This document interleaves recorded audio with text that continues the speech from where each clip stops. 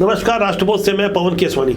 आखिर लंबे समय बाद कुहासा छड़ गया विष्णुदेव साय मंत्रिमंडल के अब सारे के सारे पद भरे जा चुके हैं, बल्कि इस बार तो एक नया अतिरिक्त मंत्री ले लिया गया है। जिन 3 मंत्रियों को शपथ दिलाई गई है वो तीनों के तीनों पहली बार विधायक बने थे और तीनों ने ही किसी न किसी मंत्री या मंत्री स्तर के कांग्रेस के बड़े कद्दावर नेताओं को हराया था, जिसका इनाम उन्हें मिल गया है। नए दौर की भारतीय जनता पार्टी ने यहाँ एक साफ तौर पर संदेश दिया है कि 20 महीना पहले जब विष्णुदेव साय का मंत्रिमंडल दिसंबर 2023 में तैयार हुआ था, तब उस मंत्रिमंडल में 7 ऐसे चेहरे थे जो पहली बार विधायक बने थे। उसी कड़ी में अब 3 नाम और जुड़ गए हैं। इस तरह से 14 में से 10 ऐसे विधायक मंत्री बने हैं जो पहली बार विधायक चुनकर आए और उन्हें मंत्री बना दिया गया है। नए दौर की भारतीय जनता पार्टी ने पुराने दिग्गजों को यह संदेश साफ तौर पर दे दिया है कि पार्टी में किसी का भी स्थान फिक्स नहीं है। कोई ये मान के नहीं चले कि वो बहुत सीनियर है तो उसे मंत्रिमंडल में लिया जाएगा। ऐसे ही हालात पदाधिकारियों के नियुक्ति में भी रहे।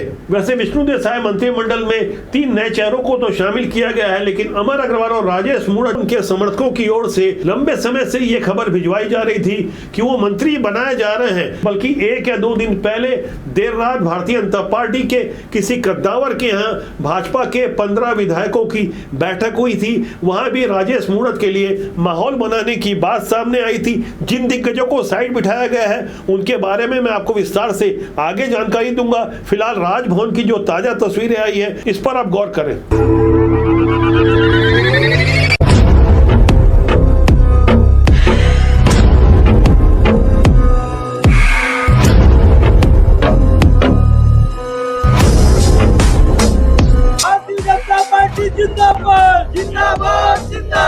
मैं गजेंद्र बिसरा राम यादव ईश्वर की शपथ लेता हूँ। मैं गुरु खुशवंत साहिब सत्य निष्ठा से प्रतिज्ञा करता हूँ कि मैं राजेश अग्रवाल ईश्वर की शपथ लेता हूँ कि मैं विधि द्वारा स्थापित भारत के संविधान के प्रति सच्ची श्रद्धा और निष्ठा रखूंगा। दुर्ग शहर अपितु छत्तीसगढ़ को एक नया मंत्री, ऊर्जावान मंत्री मिल गया है। बहुत खुशी है, ये खुशी शब्दों से बयान नहीं कर पा रहे हैं हम लोग। इतनी खुशी है माननीय गजेंद्र यादव जी के बनने से। हेमचंद यादव जी के बाद वोरा परिवार को जमीन पे उतारने का काम माननीय गजेंद्र यादव जी ने किया है।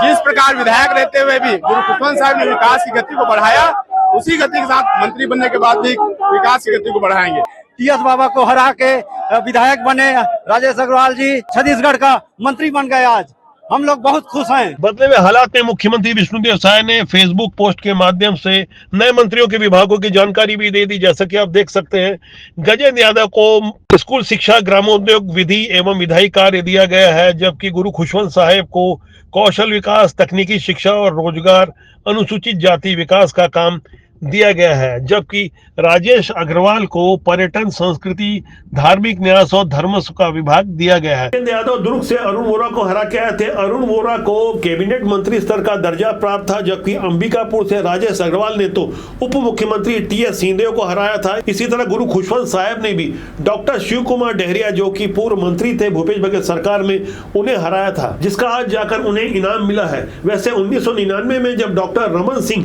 राजनांदगांव से मोतीलाल वोरा को लोकसभा चुनाव हराए थे, तब भी वो पहली बार सांसद चुन के आए थे।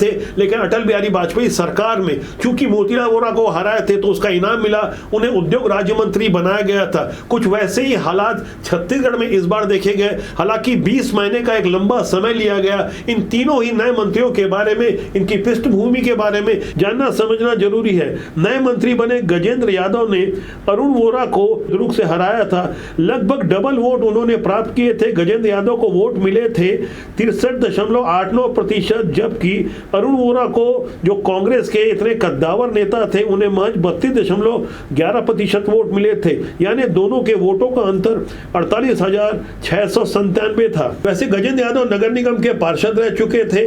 अविभाजित मध्य प्रदेश में वो सबसे कम उम्र के पार्षद थे।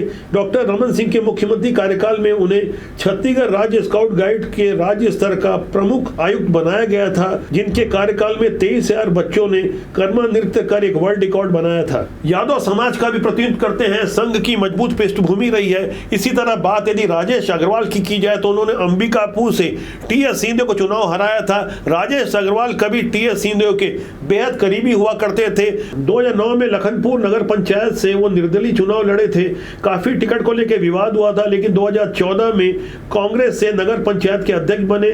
2017 में विधानसभा चुनाव के पहले टीएस सिंहदेव को उन्होंने दामन छोड़ दिया था। उस बगावत का उन्हें इनाम मिला। भारतीय जनता पार्टी ने उन्हें टीएस सिंहदेव के मुकाबले चुनाव लड़वा दिया और 94 वोटों से 2023 में वो चुनाव जीत गए। महज 94 वोटों से हुई हार को टीएस सिंहदेव जैसा कद्दावर नेता शायद जिंदगी भर नहीं भूल सकता। विधानसभा चुनाव के दौरान उन्होंने जो शपथ पत्र पेश किया उसके अनुसार उनका पेशा व्यवसाय और कृषि है। लखनपुर के पुराने व्यवसायिक परिवार से आते हैं। अंबिकापुर और उसके आसपास जो उनकी राजनीति को लोग समझते हैं वो अच्छी तरह से समझते हैं कि किस तरह से वो टीएस सिंहदेव के बेहद करीबी हुआ करते थे। टीएस सिंहदेव चुनाव कैसे जीतते हैं इसका फार्मूला उनके पास था, इसलिए उन्होंने कांटे की टक्कर दी। 94 वोटों से आखिरकार वो चुनाव जीत गए। अब बात तीसरे मंत्री यानी गुरु खुशवंत साहब की, जो कि आरंग से पहली बार विधायक चुने गए हैं। गुरु खुशवंत साहब युवा हैं, कोई लंबी राजनीतिक पृष्ठभूमि नहीं रही है।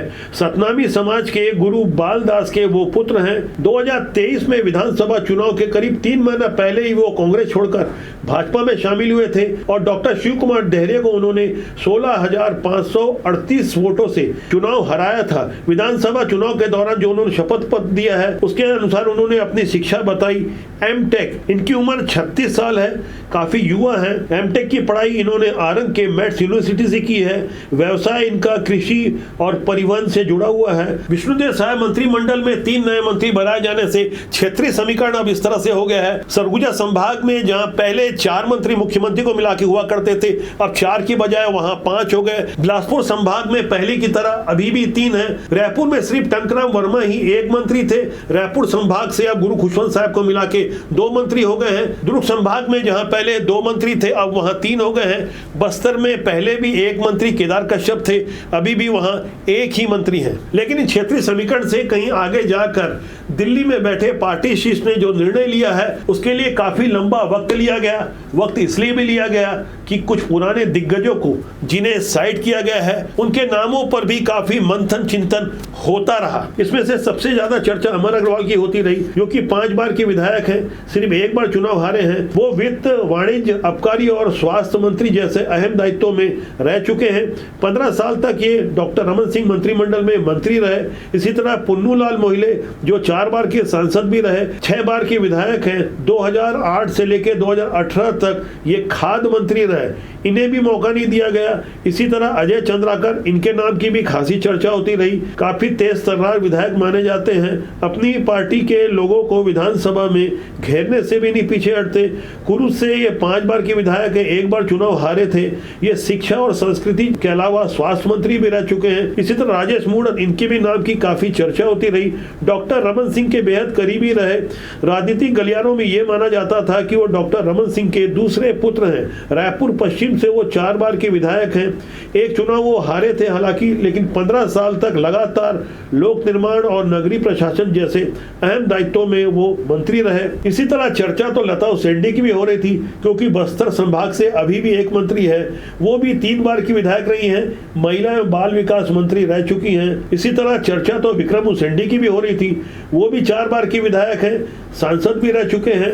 वन, शिक्षा और आईटी मंत्री रहने के अलावा वो भाजपा के प्रदेश अध्यक्ष भी रह चुके हैं। इसी तरह चर्चा तो धर्मलाल कौशिक की भी हो रही थी, वो भी 4 बार के विधायक हैं, विधानसभा अध्यक्ष रह चुके हैं, भाजपा के प्रदेश अध्यक्ष रह चुके हैं, नेता प्रतिपक्ष रह चुके हैं। 2018 में इन्हें राज्यसभा भेजे जाने की चर्चा थी। फरवरी में इन्होंने नामांकन फॉर्म भी ले लिया था, तब वो भाजपा के प्रदेश अध्यक्ष थे। लेकिन अचानक सरोज पांडे को राज्यसभा का सांसद इनकी जगह बना दिया गया था, जबकि धर्मलाल कौशिक उस समय भी भाजपा के प्रदेश अध्यक्ष थे। ऐसे ही अप्रत्याशित निर्णय लेने वाली नए दौर की भारतीय जनता पार्टी ने जिन 10 पहली बार विधायक बने अपने कम अनुभवी नेताओं को मंत्री बनाया है, वहां से संदेश साफ है, दूसरी पीढ़ी तैयार हो चुकी है। यानी भाजपा के पास विकल्पों की कमी नहीं है।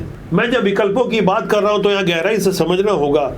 दुर्ग संभाग से दयालदास बघेल मंत्री हैं, जबकि वो सतनामी समाज से आते हैं, अनुसूचित जाति वर्ग से आते हैं। उनके बावजूद सतनामी समाज के गुरु खुशवंत साहब को भी मंत्री बनाया गया है, यानी विकल्प के लिए पहले से संदेश दिया गया है। और यदि मैं बात गुरु खुशवंत साहब की करूं तो रायपुर संभाग से आते हैं, जहां टंकराम वर्मा पहले से मंत्री हैं। रायपुर जैसे संवेदनशील संभाग से सिर्फ 2 मंत्री हैं। ऐसे में यहां समझा जा सकता है कि आने वाले दिनों में जब भी कभी पुनर्गठन होगा उसके लिए भी वहां विकल्प तैयार रखा गया है और संदेश साफ तौर पर दिया गया है कि टंकराम वर्मा, जो कि खुद पहली बार के विधायक हैं, बात जब उनके परफॉर्मेंस की आती है तो यह भी जोड़ा जा सकता है कि वो पहली बार के मंत्री थे। चूंकि अब लगभग 20 महीने हो चुके हैं, ऐसे में इस बात की भी संभावना है कि आने वाले समय में देर सवेरे कभी न कभी विष्णुदेव साय सरकार का जब भी पुनर्गठन होगा तब वहां तो रायपुर संभाग के बारे में गंभीरता से विमर्श हो सकता है। यदि मैं बात राजेश अग्रवाल की करूं,